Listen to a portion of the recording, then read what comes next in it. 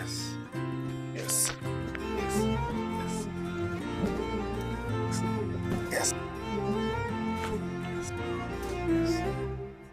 என்ன சொல்ல ஏது சொல்ல கண்ணோடு கண் பேச வார்த்தை இல்ல என்னென்னவோ सर आप कहाँ से हैं और क्या प्रॉब्लम था और कैसा लग रहा है अभी? एक्चुअली मैं रायगढ़ से हूँ। बहुत हेवी हेवी लग रहा था, रिलैक्स नहीं हो रहा था। अच्छा तो मेरा नी में भी पेन था।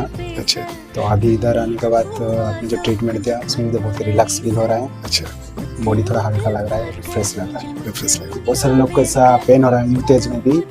तो अगर एक बार आपके इधर जो ट्रीटमेंट करेंगे तो उनको जरूर मेंटली और फिजिकली रिलैक्स लगेगा जरूर। अभी ऐसा ही था, तो मैं आने के बाद मुझे फील अच्छा लग रहा है। तो आप लोग भी आइए और एक बार ट्रीटमेंट लीजिए, तो आपको बहुत रिलैक्स फील होगा। Okay thank you.